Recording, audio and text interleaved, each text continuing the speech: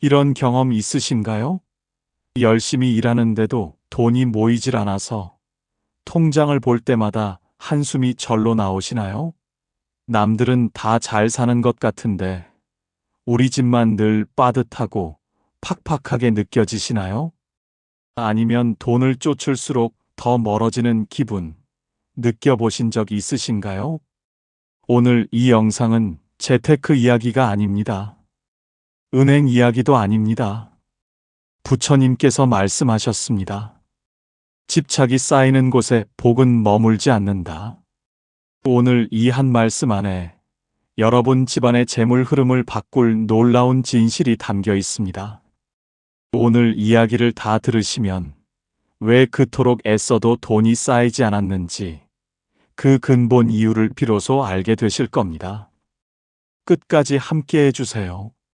살다 보면 이런 생각 한 번쯤 해보신 적 있으실 겁니다. 나는 왜 이렇게 열심히 사는데 형편이 나아지질 않을까?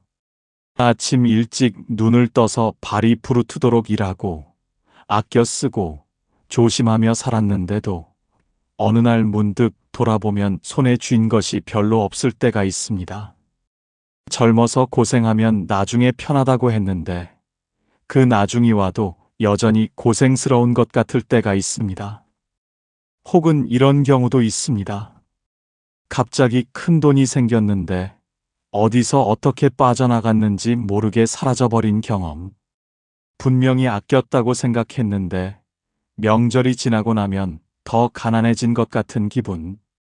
자식들 뒷바라지 하느라 내 노후 준비는 엄두도 못 냈던 세월. 이건 단순히 운이 나빠서도 아니고 능력이 부족해서도 아닙니다. 불교에서는 재물이 흐르는 데에는 반드시 이유가 있다고 말합니다. 돈은 물과 같아서 막힌 곳에서는 고이지 않고 흐르는 곳에서만 샘이 납니다. 그 흐름을 막는 것, 오늘 우리는 그것을 함께 들여다보려 합니다. 오늘 이야기는 조선시대 깊은 산속 작은 암자에서 시작됩니다. 그곳에는 해안선사라는 스승과 도명이라는 제자가 있었습니다. 도명은 27살 절에 든 지 3년이 된 청년이었습니다. 부지런하고 성실했지만 마음 한켠에는 언제나 무거운 짐을 지고 있는 것 같은 사람이었습니다. 어느 가을 저녁이었습니다. 단풍이 물들기 시작한 산자락에 차가운 바람이 불어오고 낙엽이 하나둘 마당에 떨어지던 날이었습니다. 도명은 저녁 예불을 마치고 스승 해안선사 앞에 무릎을 꿇었습니다. 스승님, 저는 요즘 마음이 너무 무겁습니다. 해안선사는 말없이 도명을 바라보았습니다. 저의 집안 얘기를 드려도 되겠습니까? 부모님께서는 평생 억척같이 일하셨습니다. 논밭을 갈고 품을 팔고 허리가 굽도록 사셨습니다. 그런데 스승님 돌아보면 형편이 나아진 게 없습니다. 아버지는 돌아가실 때까지 빚에 시달리셨고 어머니는 지금도 끼니를 걱정하며 사십니다. 저는 절에 와서 수행하면서도 그 생각이 떠나질 않습니다. 왜 그리 부지런히 사셨는데도 복이 쌓이지 않았을까요? 잠시 침묵이 흘렀습니다. 바람이 낙엽을 쓸어가는 소리만 들렸습니다. 그뿐만이 아닙니다, 스승님. 마을에 보면 인심 좋고 부지런한 분들이 가난하게 사시는 반면 남을 속이고 아귀다툼하며 사는 자들이 오히려 잘 먹고 잘 사는 것 같습니다. 그것이 너무 답답하고 억울하고 서럽습니다. 부처님은 착한 사람에게 복을 주신다 하는데 어째서 세상은 그렇지 않은 것처럼 보입니까? 도명의 눈에 그렁그렁 눈물이 맺혔습니다. 해안선사는 한동안 눈을 감고 계셨습니다. 그 침묵이 도명에게는 위로처럼 느껴졌습니다. 이윽고 선사가 천천히 입을 열었습니다. 도명아, 저 마당의 낙엽을 보거라. 도명은 고개를 돌렸습니다. 마당에는 붉고 노란 낙엽이 수북이 쌓여 있었습니다. 낙엽은 어디서 오느냐? 나무에서 옵니다, 스승님. 그렇다. 나무에서 온다. 그런데 나무는 왜 잎을 떨어뜨리느냐? 도명은 잠시 생각했습니다. 겨울을 나기 위해서입니다. 잎을 버려야 뿌리를 살릴 수 있으니까요.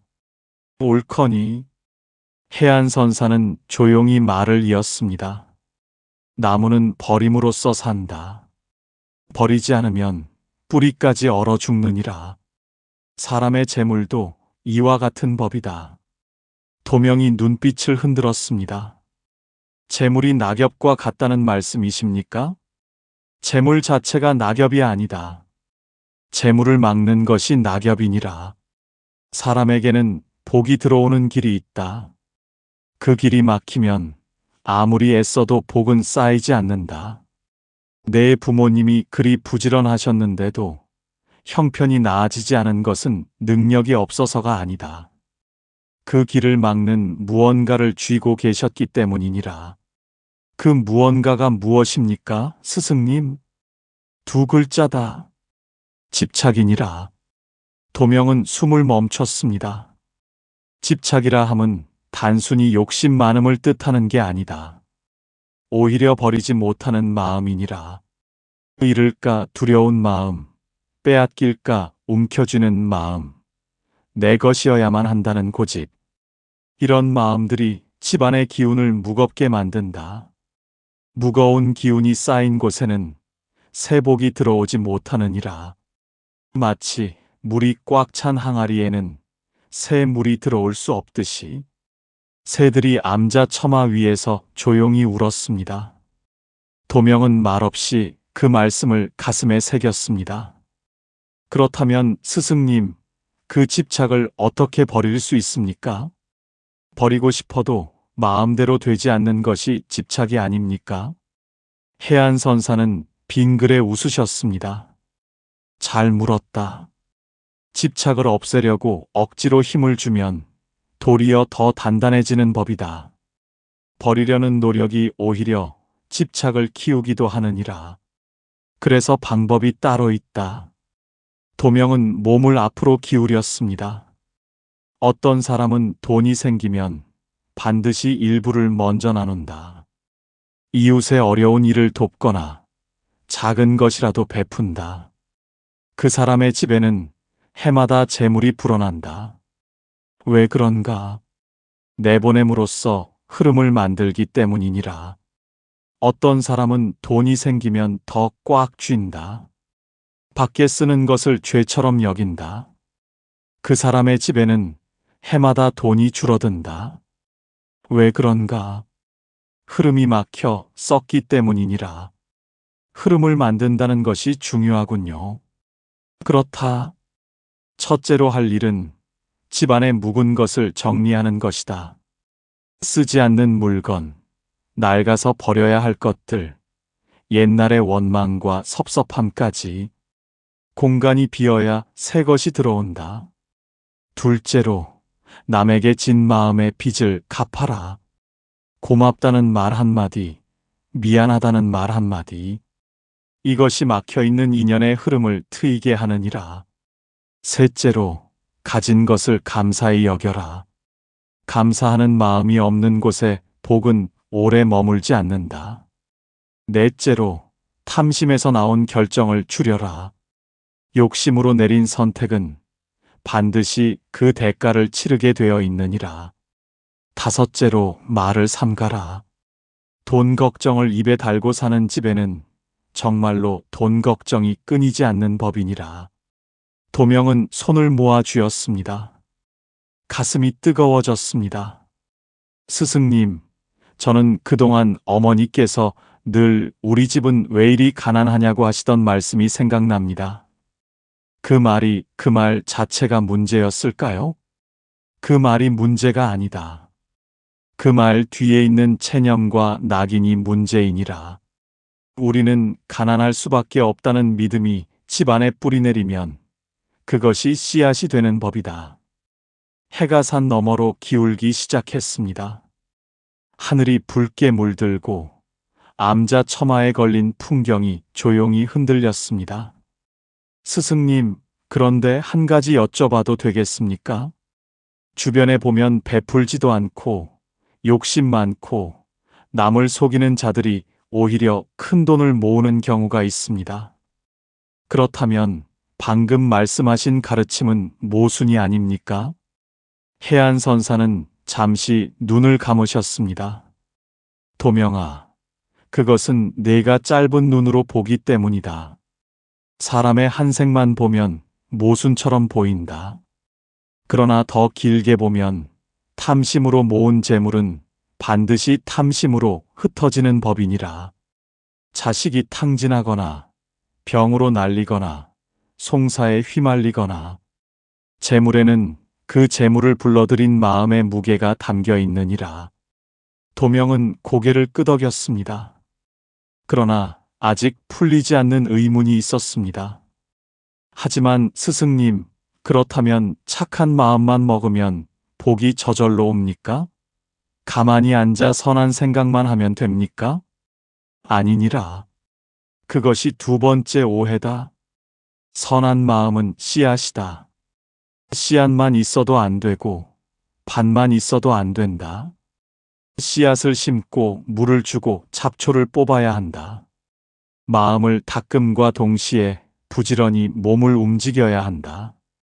게으름을 복 없음의 핑계로 삼으면 안 되느니라. 흔히들 전생의 업 때문에 가난하다고도 합니다. 그 말이 맞습니까? 반은 맞고 반은 틀리다. 지나간 업이 현재에 영향을 미치는 것은 사실이니라. 그러나 지금 이 순간의 마음과 행동이 새 업을 만든다. 전생 탓만 하고 지금을 바꾸지 않는 것은 어제 내린 비 때문에 오늘도 우산을 쓰고 집 안에만 있는 것과 같다. 하늘은 이미 맑게 겠는데 말이니라. 도명의 얼굴에 잠시 빛이 스쳤다가 다시 어두워졌습니다. 그리고 한 가지 더 경계할 것이 있다. 복을 바라는 마음 자체가 집착이 되어서는 안 되느니라. 나는 베풀었으니 복이 와야 한다는 계산된 선행은 결국 또 하나의 욕심이다. 진정한 나눔은 돌아오기를 기대하지 않는 나눔이니라. 밤이 깊어가고 있었습니다. 해안선사는 손수 작은 등잔에 불을 켰습니다.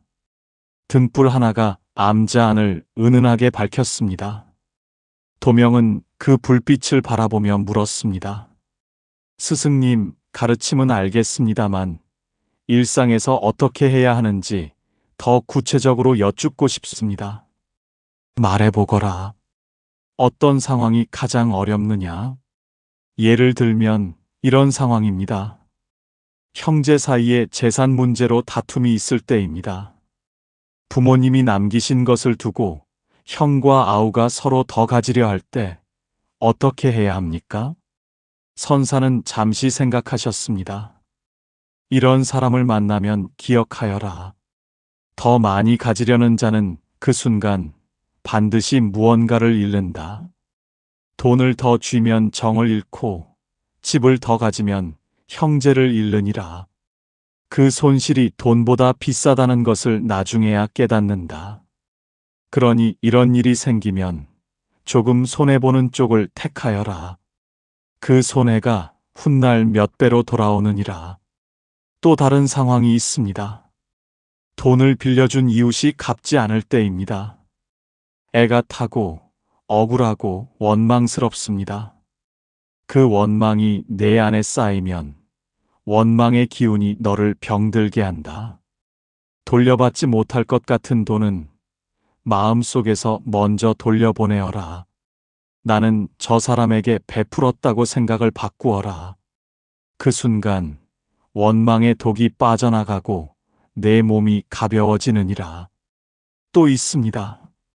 투자를 잘못해서 큰 손해를 본 경우 어떻게 마음을 다잡아야 합니까? 지나간 것을 붙들고 있으면 새 길이 보이지 않는다. 잃은 것을 자꾸 세는 사람은 지금 가진 것의 가치를 보지 못하느니라. 오늘 내게 있는 것, 오늘 내 곁에 있는 사람, 오늘 내가 할 수 있는 일에 집중하여라. 그것이 회복의 첫걸음이니라. 마지막으로 자식에게 많이 주고 싶은 마음은 어떻게 해야 합니까? 내가 없으면 어떡하나 싶어 자꾸 모아두고 싶습니다. 선사는 부드럽게 말씀하셨습니다. 자식을 위한 최고의 유산은 돈이 아니라 흐르는 법을 가르치는 것이니라. 고기를 잡아주는 것보다 고기 잡는 법을 가르치듯이 돈을 물려주려 집착하는 부모의 마음이 오히려 자식에게서 자생하는 힘을 빼앗는 경우가 많으니라. 어느덧 밤이 깊었습니다. 등불은 조용히 타오르고 바람이 문틈으로 살며시 들어왔다가 나갔습니다. 도명은 한참 말이 없었습니다. 가슴 안에서 무언가 천천히 녹는 느낌이 들었습니다. 스승님, 저는 지금 무언가 이상한 기분이 듭니다. 어떤 기분이냐? 그동안 저는 복이 없다고, 가난은 어쩔 수 없다고 생각했습니다. 그것이 너무 당연해서 의심조차 하지 않았습니다. 그런데 지금 스승님 말씀을 들으니 그 생각 자체가 제가 스스로 만든 감옥이었던 것 같습니다. 해안선사는 조용히 고개를 끄덕이셨습니다. 이제 알았느냐? 예. 집착이 재물의 흐름을 막는다고 하셨는데 저는 지금까지 가난이라는 것에 집착하고 있었습니다. 가난은 우리 집 팔자라고 그 믿음을 꽉 쥐고 살았습니다. 그것이 가장 큰 집착이었군요. 선사의 눈빛이 깊어졌습니다. 그렇다. 도명아, 이것이 오늘 가르침의 핵심이니라. 재물을 막는 가장 강한 집착은 돈에 대한 욕심이 아니다.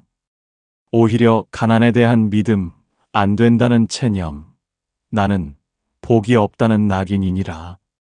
이 세 가지 마음이 집안에 깊이 뿌리내리면 어떤 재물도 그 집에 머물지 않는다. 도명의 눈에서 눈물이 흘렀습니다. 소리 없이 조용히. 그러면 저는 지금부터 그 믿음을 버리면 되는 겁니까? 버리려 하지 말고 바꾸어라. 내 집은 복이 없다는 생각을 내 집에 복이 오고 있다는 생각으로, 우리는 언제나 이렇게 살 수밖에 없다는 생각을 지금 이 순간부터 달라질 수 있다는 생각으로, 마음이 바뀌면 말이 바뀌고, 말이 바뀌면 행동이 바뀌고, 행동이 바뀌면 삶이 바뀌는 법이니라. 도명은 두 손을 모아 이마에 대었습니다. 가슴이 한없이 뜨거워졌습니다. 이제야 알겠습니다, 스승님. 이제야 진짜로 알겠습니다. 해안선사는 따뜻하게 웃으시며 말씀하셨습니다. 이제 실천의 이야기를 하자꾸나. 가르침이 아무리 깊어도 삶에 뿌리 내리지 않으면 아무 소용이 없느니라. 도명은 무릎을 고쳐 앉았습니다. 아침에 눈을 뜨면 오늘 내게 있는 것을 세어라. 건강한 몸, 밥을 먹을 수 있는 것, 누울 자리, 한 명이라도 나를 아끼는 사람. 이것을 입으로 말하여라. 감사합니다, 감사합니다. 이 한마디가 하루의 기운을 바꾸느니라. 낮에는 무언가를 베풀어라. 돈이 없으면 말이라도 좋다. 따뜻한 말 한마디, 웃는 얼굴 하나. 하루에 한 번, 내가 먼저 내어주는 것을 습관으로 삼아라. 베풀미 흐름을 만드느니라. 저녁에는 하루를 돌아보아라. 오늘 내가 욕심으로 한 일이 있는가? 오늘 내가 남을 원망한 것이 있는가? 있으면 마음속으로 내려놓아라. 잠자리에 들기 전 그 무게를 다 내려놓아야 다음날 가볍게 일어날 수 있느니라. 하루 5분만 조용히 앉아 있어라. 욕심을 내려놓고 감사히 여기고 오늘 내가 할 수 있는 한 가지만 생각하여라. 거창한 계획이 아니다. 딱 한 가지, 지금 당장 할 수 있는 작은 것. 그것이 복의 씨앗이 되느니라. 도명은 조용히 말했습니다. 스승님, 꼭 실천하겠습니다. 평생 기억하겠습니다. 꾸준함이 전부다. 하루 이틀 한다고 삶이 바뀌지 않는다. 한 달, 석 달, 반년을 이어갈 때 비로소 변화가 눈에 보이기 시작하느니라. 달이 떠 있었습니다. 산 위로 둥근 달이 조용히 떠올라 암자마당을 은빛으로 물들였습니다. 해안선사와 도명은 나란히 달을 바라보았습니다. 도명아, 오늘 배운 것을 하나씩 정리해보자.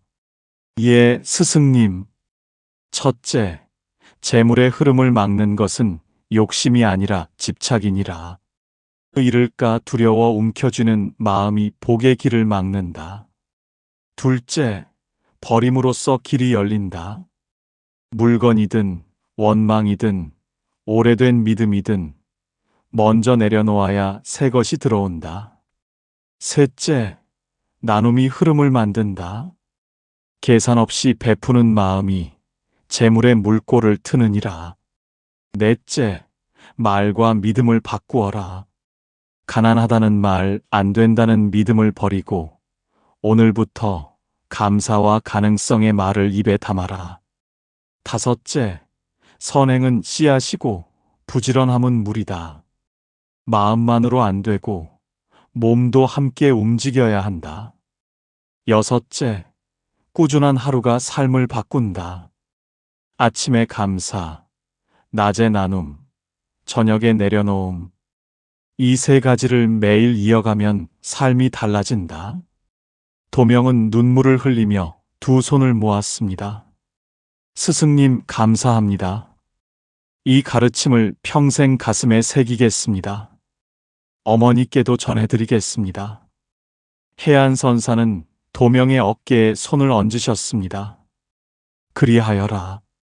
너 하나가 바뀌면 내 집이 바뀌고 내 집이 바뀌면 내 자손이 바뀌느니라. 복은 멀리 있지 않다. 지금 이 마음 안에 있느니라. 사랑하는 시청자 여러분, 오늘 이야기가 여러분의 마음에 작은 등불이 되었으면 합니다. 복이 없는 것이 아닙니다. 복이 오는 길이 막혀 있었을 뿐입니다. 오늘 이 이야기를 들으신 것만으로도 여러분의 마음 안에 이미 그 길이 열리기 시작했습니다. 집안에 묵은 것을 하나씩 내려놓으세요. 오래된 원망, 낡은 믿음, 꽉 쥔 손을 조금씩 펴세요. 그 작은 열림이 복의 물꼬가 됩니다. 당신의 삶에 고요한 평안과 밝은 복이 가득하시기를 두 손 모아 빕니다. 오늘도 이 자리까지 와주셔서 진심으로 감사드립니다.